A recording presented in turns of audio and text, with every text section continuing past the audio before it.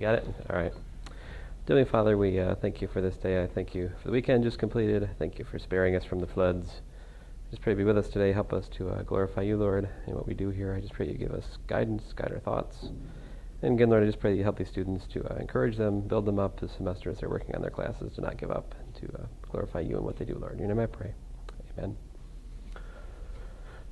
Okay, so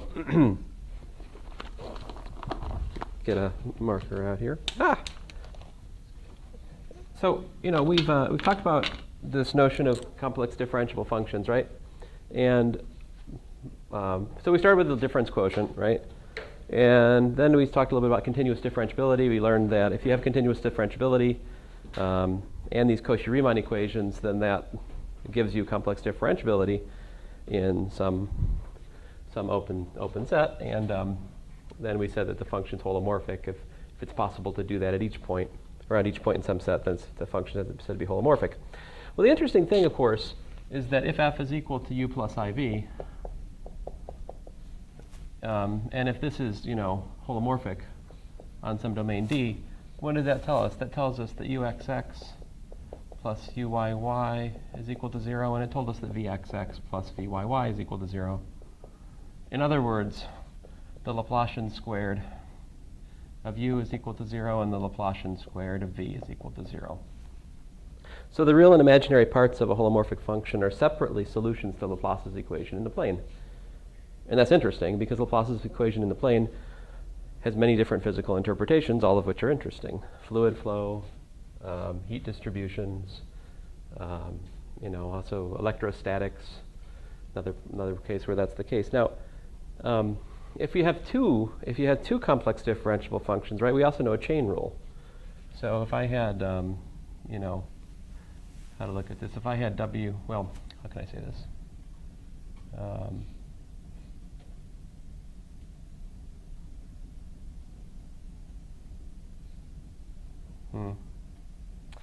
Can't think of the, aha.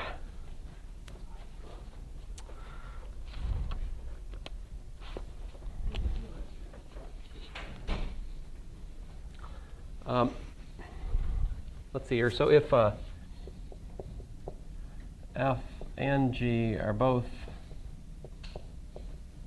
holomorphic,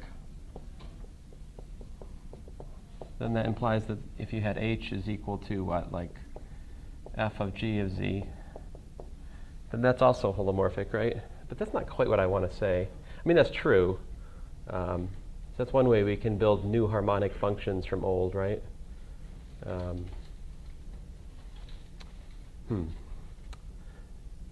Missing the words here at the moment. Let me show you an example. So this is not an example of that, obviously. Let me erase that from the record. I mean, it's not wrong. It's just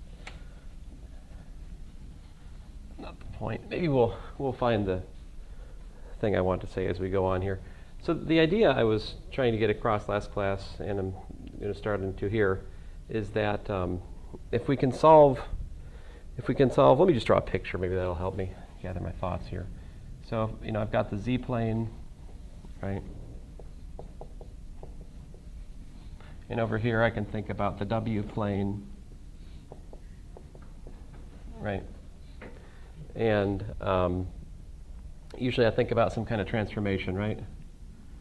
Like w is equal to f of z, and then the reverse transformation would be like z is equal to f inverse of w, right? And yeah, this is the picture I want. So, the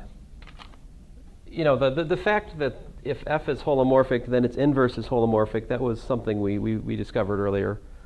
I would say it's part of the inverse. Remember, that was the inverse function theorem. Inverse function theorem said that if you have a holomorphic function and its derivative is non-zero, then there exists an inverse function, at least locally, which is also holomorphic. And the derivative of the inverse is just given by the reciprocal of the derivative of the given function. So we had an inverse function theorem, right? So the fact that if these, the fact that so if f is equal to u plus iv, let's say,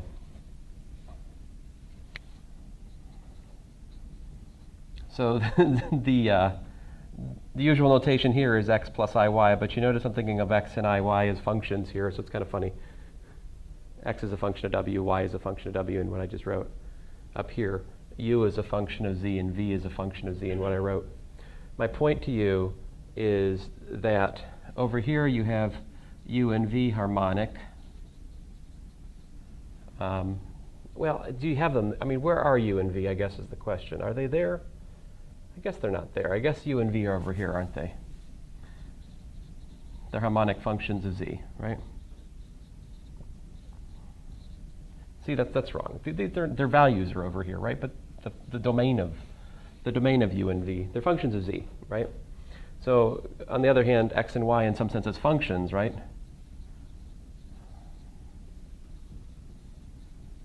Harmonic functions of u and v over here. So I'm being, so I mean, these are, I suppose, technically functions of x and y, right? So over here we have x, y coordinates, right? Over here we have u, v coordinates is our typical setup. And you understand I'm abusing the language here. I'm using x and y both as coordinates on the plane and as functions. And the same for u and v. And I could introduce 4 more labels, right, to try to separate the concepts, but I think it actually confuses the issue more if I do, so that's why I'm not. My point to you here is if I have this relation, this function and this inverse function, then I automatically have this kind of transference of harmonic functions from here and here, right? And more than that, so that's great. But the more interesting thing is solving Laplace's equation is most interesting when it's subject to some boundary conditions, right? So that's the really interesting thing, is that if I have some set of boundary conditions over here, right? Say, D. So here's, I'm drawing the boundary, here's D, and I've drawn the boundary of D, right? Then those come over here, some other whatever, over to f of D. So f of D is the interior, let's say, and the boundary, of course, would be the boundary of f of D. So the idea here is basically this: if I can trade one set of boundary conditions, and the way it works is the boundary maps to the boundary, right? So if I can map complicated boundary conditions on one side to easy boundary conditions on the other, then it's a win for us. But I suppose first we need to know some basic solutions, right? Some simple solutions to boundary value problems. So let me start there before we can apply the method properly. We need kind of a prototypical how to solve it. So here's a typical problem. Suppose I want to solve Laplace's equation, and let's suppose that the inner potential is 3 and the outer potential is 7. So we usually use phi here. I'm using phi just to follow Saff and Snyder. Okay. And I want to solve Laplace's equation in the annulus, subject to these conditions. Now I guess I need to tell you the radius of the inner annulus. Let's say it's what? Let's say the inner annulus is 1, and let's say the outer annulus is, how far do you want to go out? Let me just tell you a point on the rim rather than telling you the radius. So, for example, this point is -4. That tells you what about the annulus? May I have the radius of 3? It's well, I don't know. That's not the radius of an annulus. There's no such. I know what you're saying. You're saying that the donut has thickness 3, right? But the radius, the outer radius is 4. Okay. There's an inner radius and an outer radius. Okay. Now I understand. Okay, good. So basically then, the point here is you could say, okay, well, basically this is going to work. I'm going to use phi of z is equal to a times the natural log of the modulus of z plus b. You'd say, well, how do you know that that's the one to use?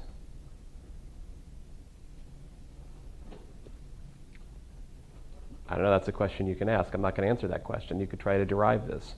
I will not. But the point is, this template will work. I mean, there's some good reasons to believe this is a good formula. It has circular symmetry, right? It's rotational symmetry. It has trouble when the inner annulus goes to 0. It stops. It's got some problem at 0. We'd like that because annuluses stop being annuluses. I mean, there's a lot to like about this. It's based on the complex logarithm, right? It's like the real part of the complex logarithm plus a constant. Okay, so anyway, let's work it out. So how do we work it out? Here a and b are real constants, and this phi is a real valued function if you haven't picked up on that. We're looking for the real valued phi. If you would like a physical interpretation for the problem I'm currently working, we're trying to find the voltage function, where the voltage at the inner edge is set to 3 and the voltage at the outer edge is set to 7.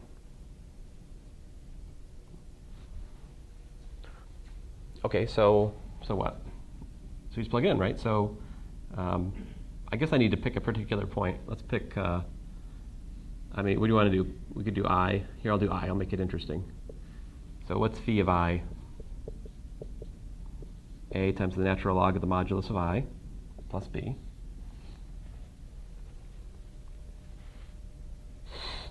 What's the modulus of I? It's 1, right? So this is 0. So we get b is equal to 3, apparently.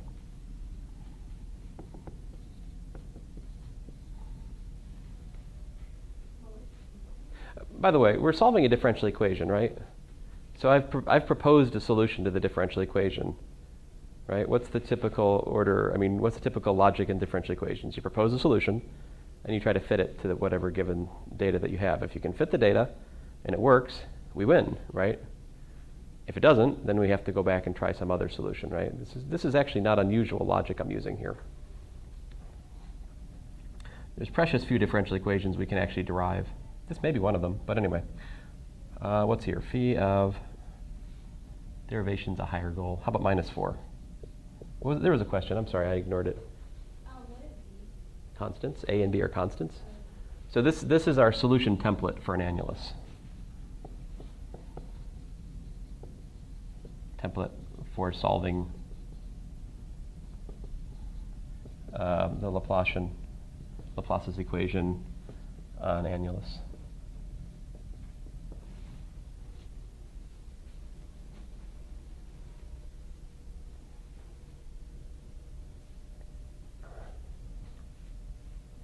So then what? Well, phi of minus 4 is a natural log of the modulus of minus 4 plus 3, apparently. And that's all equal to what? It was given to be 7, right? So what does this give us? This equation becomes a natural log of 4 is equal to 4. And so therefore a is equal to 4 over the natural log of 4.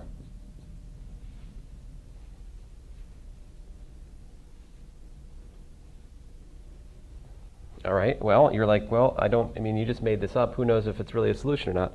How do I know, by the way, that this is a harmonic function on the annulus?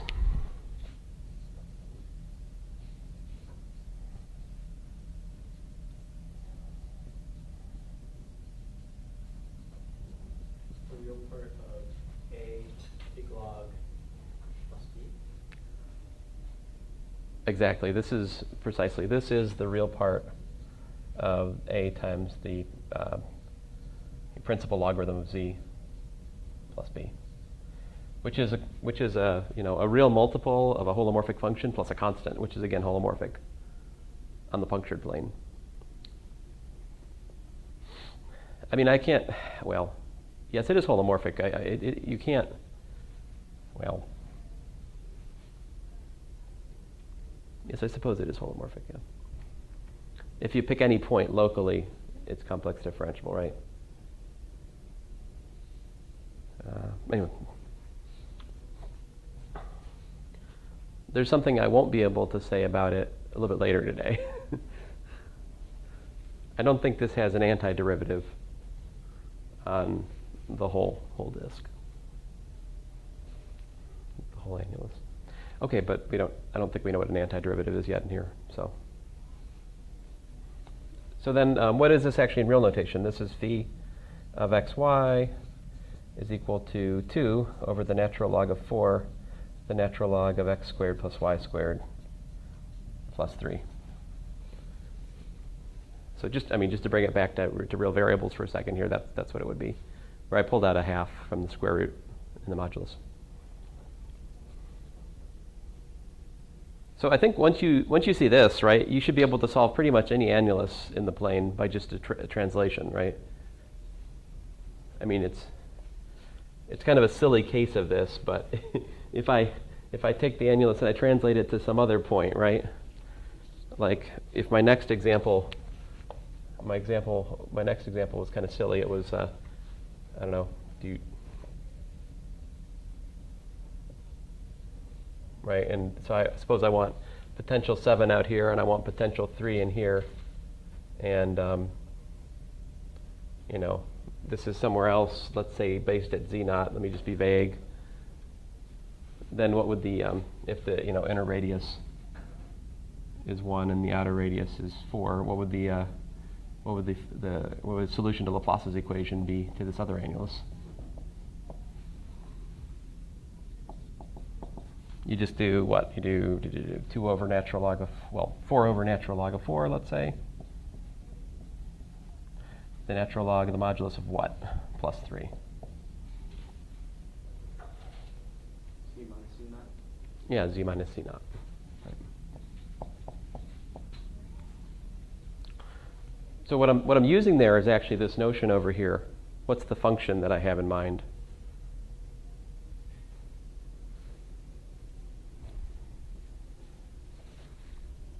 If you want to think about it, like f of z is adding z naught.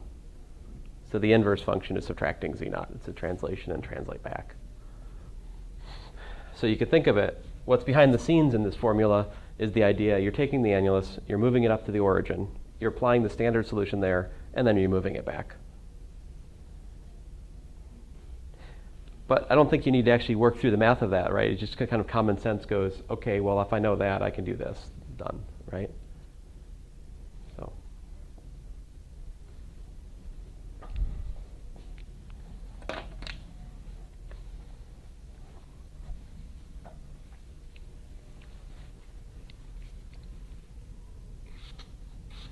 Any questions?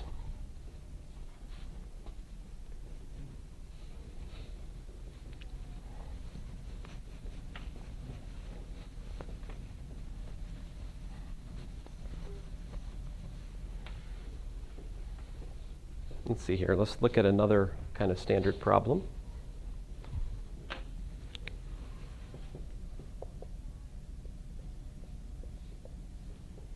Let's see here. I'll do, what if you have something like just an arbitrary, I'm making it too hard. Let me make my life easier. Let's make a horizontal strip, let's say.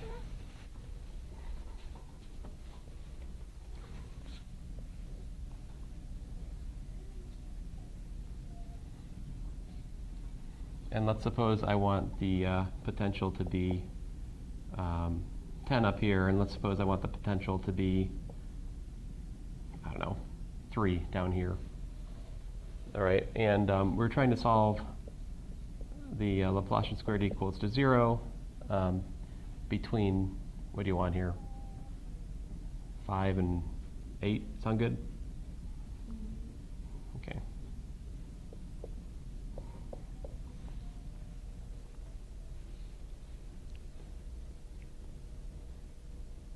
So if the boundaries are constant, one of the things that means is that you basically want your streamlines to line up with the boundary. So in this case, the phi is actually the stream function. If I were to think about this as an idealized fluid flow, or something like that. Anyway, we can try something. So I propose that phi of xy should be something like, I don't know, ay plus b. That's clearly a solution to Laplace's equation. If you differentiate it twice, you get back 0. right? By the way, we do have uniqueness theorems. Like if we can solve Laplace's equation and match the boundary conditions, there's no accidental way we can find the wrong solution.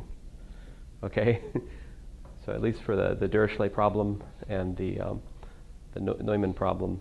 I'm not sure which one this is right offhand, but if you read Gamelin, there's the proper name calling in there. Okay, so anyway, what does this have? We have what? We have like, pick a point, any point. What do you want? How about phi of, was that phi of 0 plus 5i, did I hear? Thank you. In other words, phi of 0 comma 5 would be 5a plus b. 5a plus b is equal to 3. And on the other hand, phi of 0 comma 8 would be 8a plus b. That's equal to 10. So you got two equations, two unknowns. Can you solve them? If I subtract the second equation, the first equation from the second, that gives me 3a is equal to 7. So therefore, a is equal to 7/3. And once I know that, b is equal to 3 minus 5 times 7 over 3.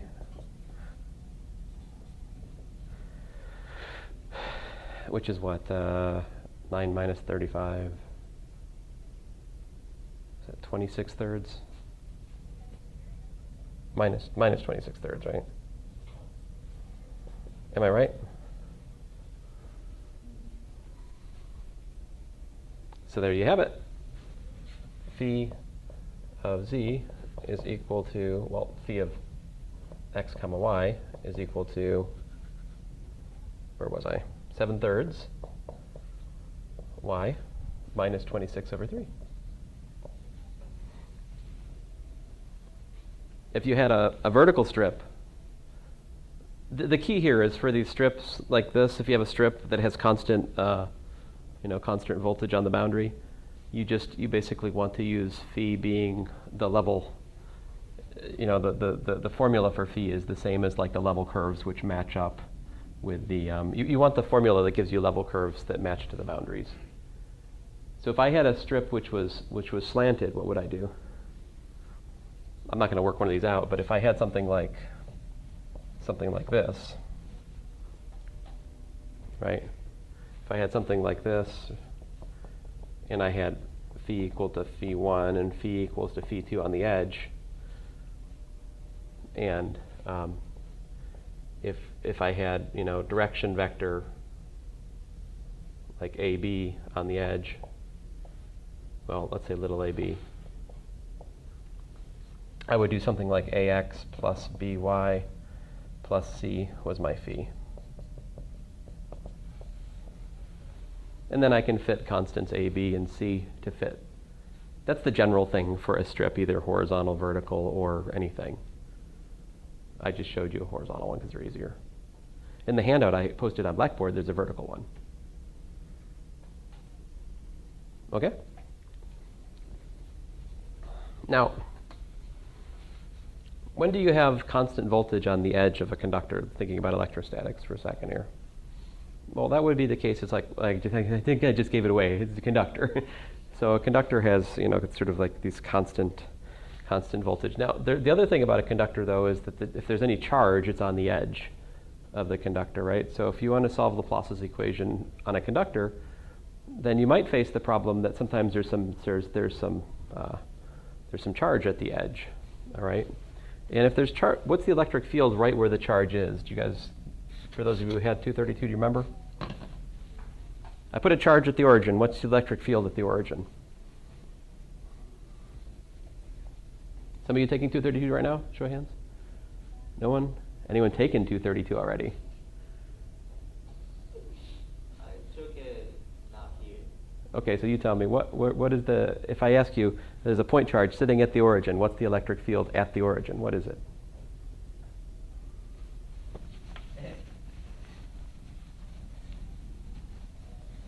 Come on, this is an important question. You should be able to answer it. What you got in 332? Malia and I would like to come together. 0? The answer is it's undefined. I mean, the formula is kq over r squared. When r is 0, right? The one place you can't ask where what the electric field is the origin itself. Charge. In fact, this is a general principle in mathematical physics. The presence of a singularity in the field indicates the presence of charge. Which, by the way, is interesting because topologically speaking, the presence of a singularity in a vector field indicates non-trivial topology. So there's a connection, you see, between non-trivial charge and non-trivial topology, which has been exploited to great effect in the last 20 years or so. 30 years, I don't know. Yeah, 30 years. It's started to happen when I was about born. Okay, so another example. I was about born when I was born this year. How about this? Wait, when was it? And when were you born? It's about 30 years, 30, 40, 50 years, something like that. Just details. I'll get to the bottom. Details. Oh, so if you had a single, like, something like this, I think if you had a single charge, I'm not sure if this is right or not, but if you had say you had, let me just, I was about to get creative. It's going to blow up in my face if I try. Let me not do that. So I'll show you the example here.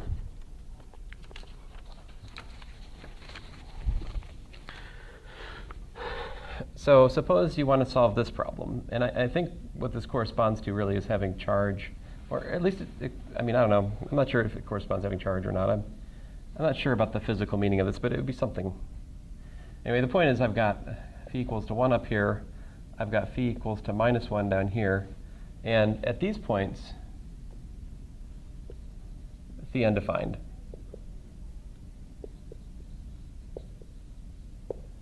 Okay. So I've got 1 on the top, I've got minus 1 on the bottom. This is the unit circle, all right? So this is an example of a Dirichlet problem. So I'm specifying the boundary conditions. I'm asking you to solve the Laplace equation in the disk given these boundary conditions. It's a little bit different, right, than the one we looked at before, because now there's a boundary, right? It's the disk, and it's not just a constant, right? So we can't just be lazy and use something with circular symmetry because it doesn't have circular symmetry, right? You can tell the top from the bottom. So now is a case where we're really going to have to put this into practice. We're going to look for a transformation which makes this into something simpler. And so actually the thing to use is the Cayley map. So let's see here. If I want to make it so I'm trying to think of a way to order the triple here. How about, remind myself where's my second, let me find a scratch work. Scratchy. Yeah, so I go I minus 1. So think about going like this on the circle. If you do that, you'd start at I. You go to what's this? Minus 1, right?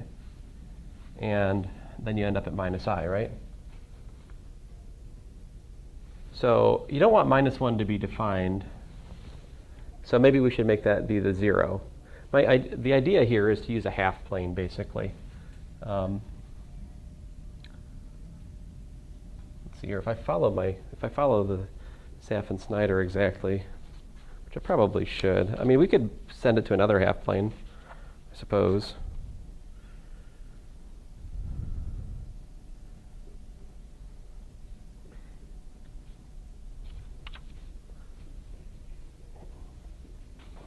Fine. I'll behave. I'll follow his lead here. So he says send it to like this vertical half plane. So he looks at the points 0, the point I, and the point minus I. So in the transformed transform region, we're going to want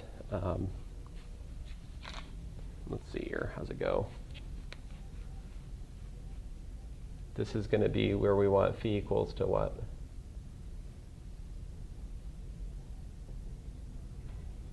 So I didn't tell you, this is f of minus 1. This is f of minus I. What? This is what? F of I. That's funny. Really? Huh. That's cute. Maybe that makes the formula simpler, the fact that that happened. Anyway, so down here is where I want to have, I'm going to solve the phi equals minus 1 here and phi equals 1 up here over in the w plane. In fact, on this, this half plane like here. So I guess the question, right, is what function takes you from the disk over to here like that? Could you use the cross ratio? Yeah, we could use the cross ratio, work it out. And when you do that, what you'll get is f of z is equal to, well, let's see here. I'm sending, I think I need a z plus 1, I believe. And, maybe 1 minus c downstairs? What is it? Yeah, 1 minus c.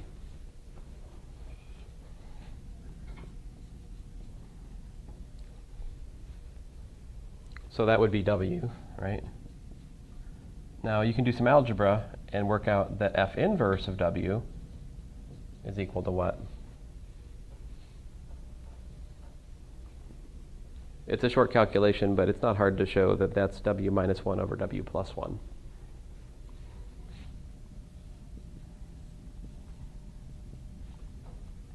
Of course, we can easily check this and make sure that, in fact, I goes to I, and minus I goes to minus I, and of course 1 goes to 0. I mean, minus 1 goes to 0. That's obvious. I'm not deriving it right now. We know how to do this from the cross ratio, right? It would take us 10 minutes. 5 minutes, I don't know. So what? So the question then is, how do you solve Laplace's equation over here on the half plane subject to those boundary conditions? Basically, here's the point. On the w plane, what's the angle where phi is 1? That is what?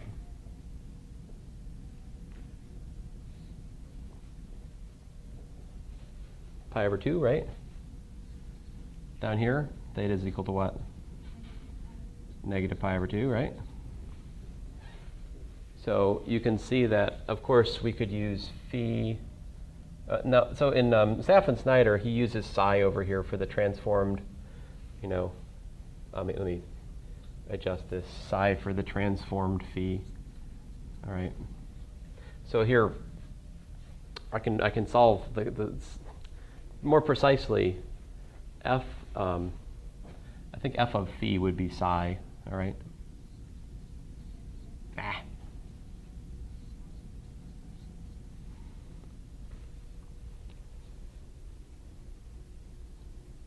may have that backwards. Let me think about that some more.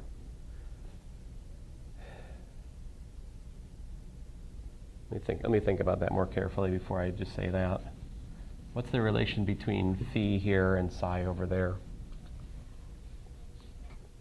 Psi should be what? Psi should equal some function of w, right?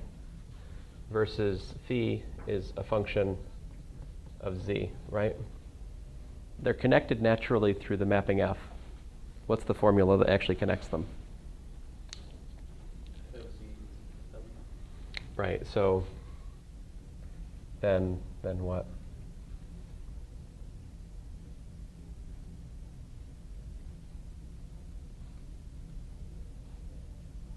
I mean, yeah, f of z is w.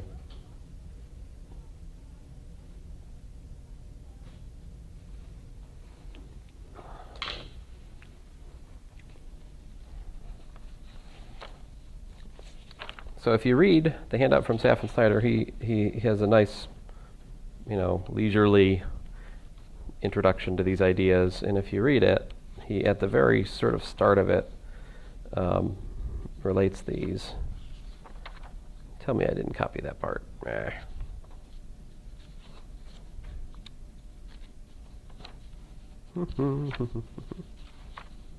Oh. Curses. Where did it go? Oh.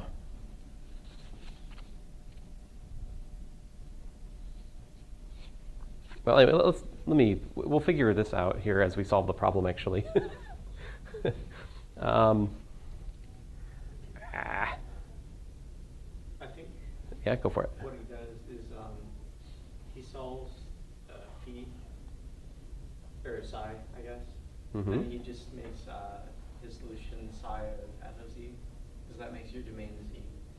So that should be a solution to the problem. So you're suggesting that phi of z can be taken to be psi of f of z?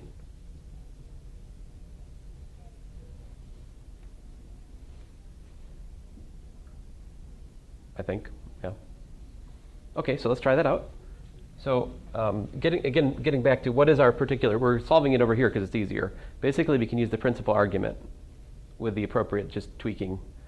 What's the solution on the half plane? So let's see here, psi of w.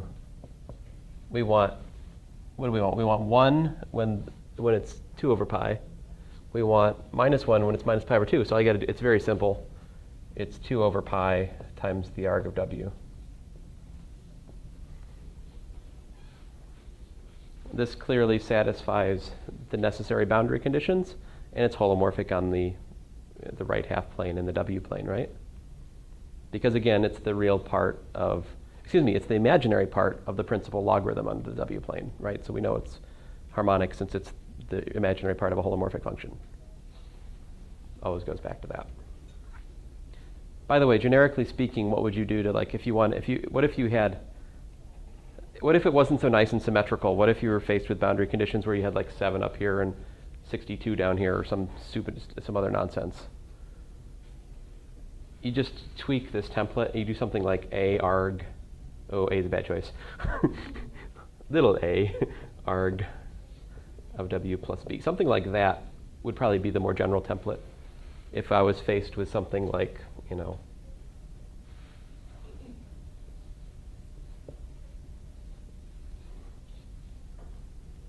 and I might need to use a different branch of the arg, like little arg. Okay, anyway, so that's this, and then what does that say then?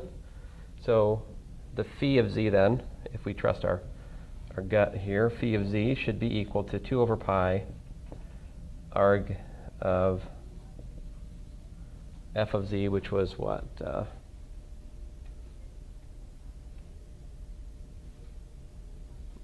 Z plus 1 over z minus 1? Yeah. 1 minus z. Oh, sorry.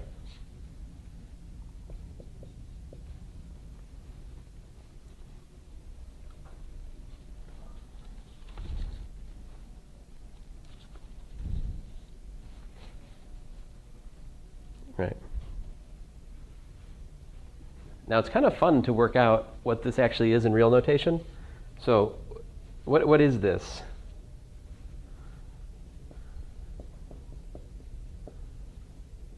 Arg of what? X plus 1 plus iy divided by 1 minus x minus iy, right? So here's the funny thing about arguments, and this is probably worthwhile for us to have a little discussion about, is it really doesn't matter if there's a scale factor. You notice this? If you have arg of alpha z, it's equal to arg of z if alpha is greater than 0. So here you get, 1 minus x plus iy, and then,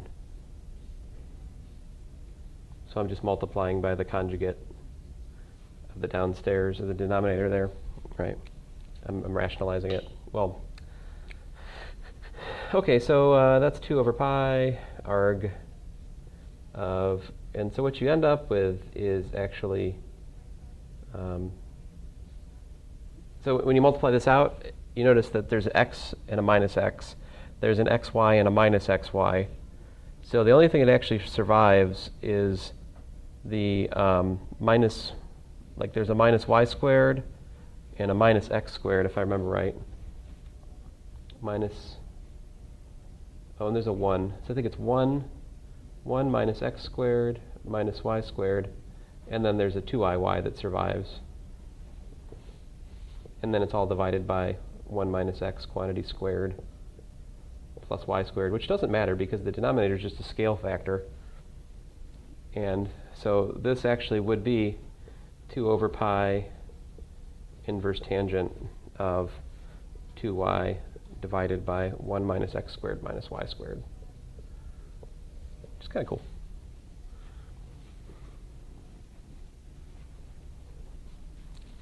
So that's where that formula come from in the Saffensteiner handout, if you're wondering.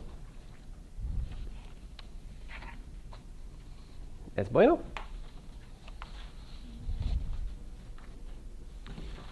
Now, it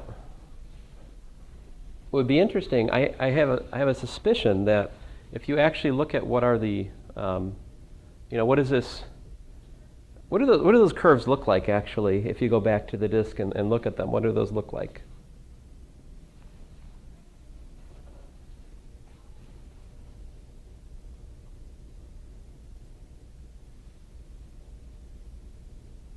Do you have any idea?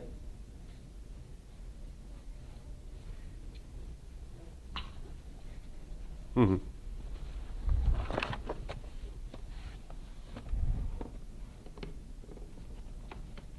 Hmm.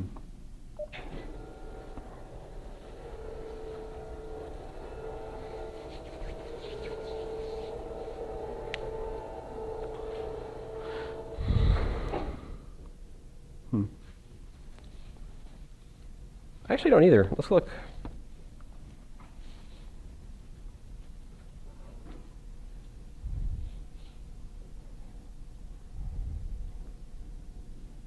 Come on.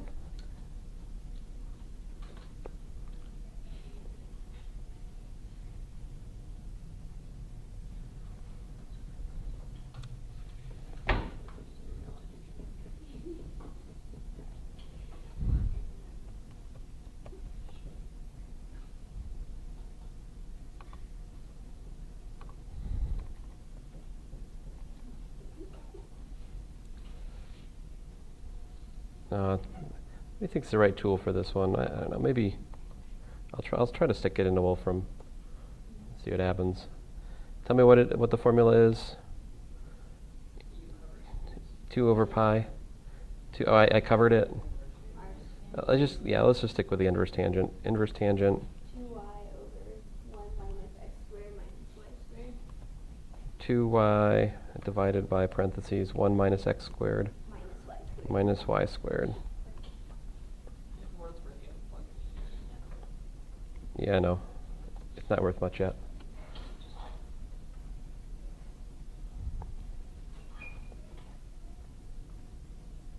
Ah, yay! Wolfram alpha 1. What does it look like? Tell us.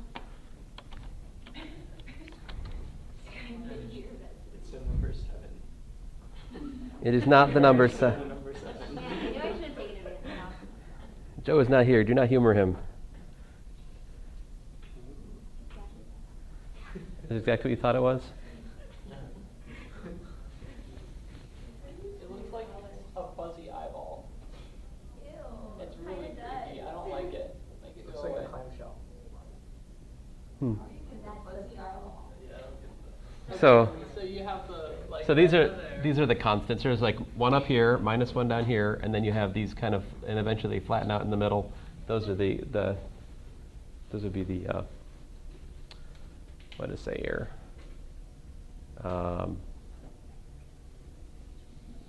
Yeah, those are phi equals to a constant anyway. And there's different interpretations you could give in terms of the physics, but okay. Anyway, I hope that's enough for you to solve that homework problem. I should probably not tell you this, but if you look at homework 4, of last year, the necessary inequalities to do the fundamental theorem of algebra. In fact, the fundamental theorem of algebra problem is actually solved in last year's homework.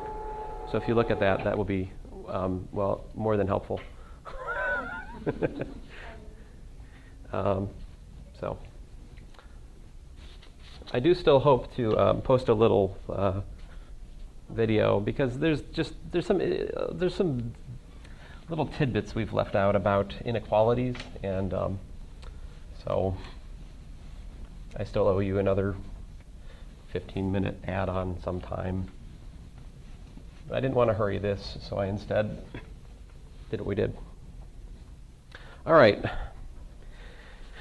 So we've talked about line integrals and complex notation, right? But now I need to introduce for you something that's important and we'll be studying for most of the rest of the course, and that is the complex integral.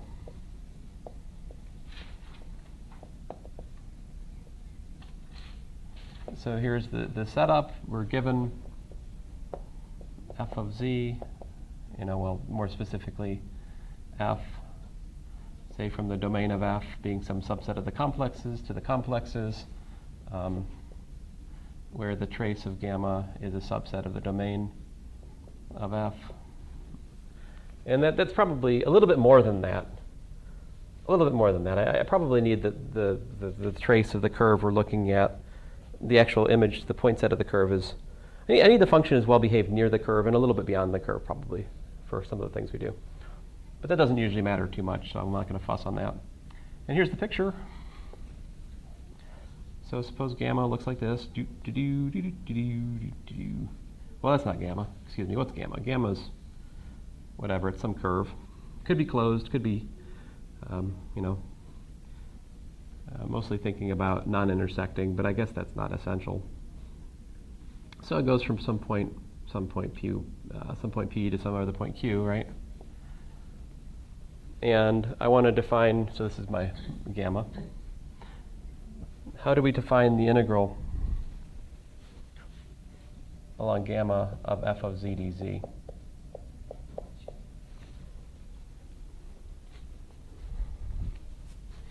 Well, I think if we do it in the same sense we did it in Calculus 1, what should we do? I think we should think about dividing it up into a bunch of like little subintervals, right? Something like that. So if you were to take this curve, right, and replace it with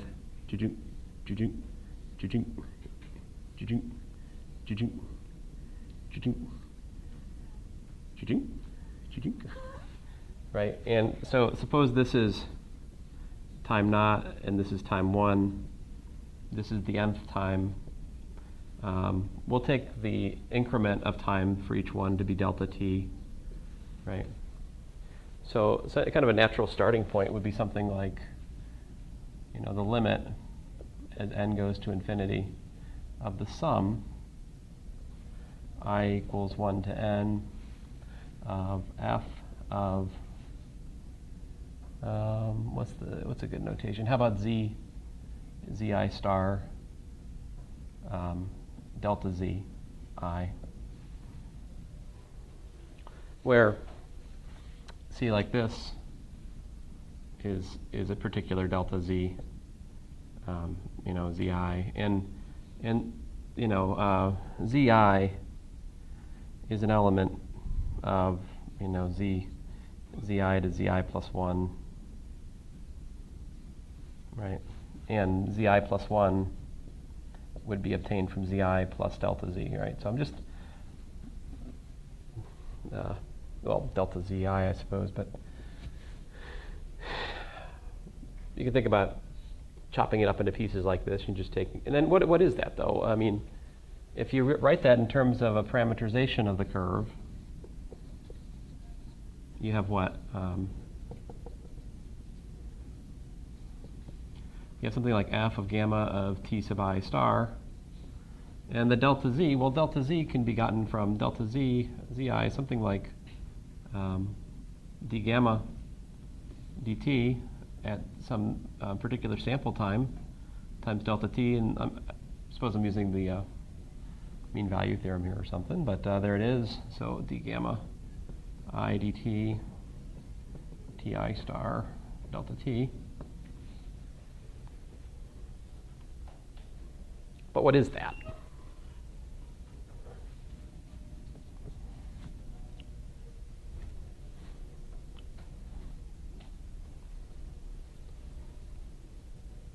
So let's fix the times to be always starting at time A and ending at time B. In every partitioning we have of the curve, let's always fix the n parameters to be that. We're just chopping it up finer and finer and finer and taking the limit as that partition goes to infinity. Well, I tell you, this is exactly the Riemann integral from A to B, right? Of what? Of f of gamma of t times d gamma dt dt.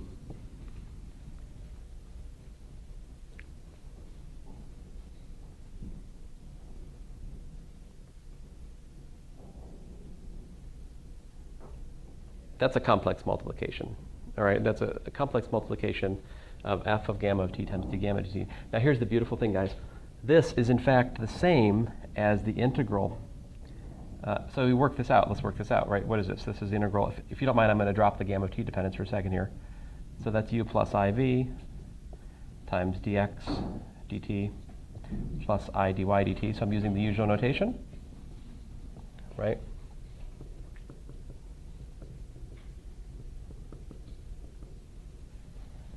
Right? Well, I'm telling you then that if you look at this from A to B, right? What do you have? You have integral from A to B of u dx dt minus v dy dt dt plus I integral from A to B of v dx dt plus u dy dt dt.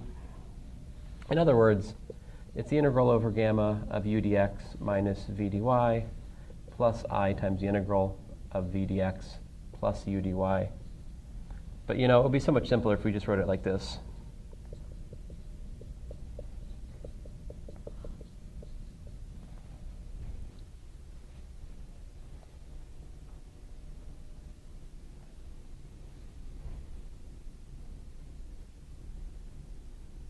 In other words, it is entirely equivalent for me to define the complex integral in terms of this complex Riemann sum, or as this formal product of u plus iv times dx plus I dy as we've been developing the last few lectures.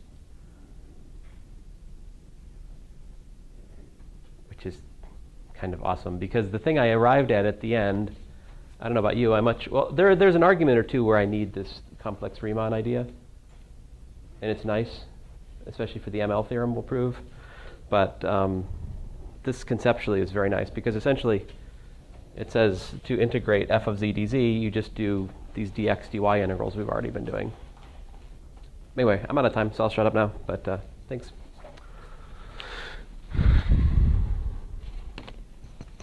So you can, well,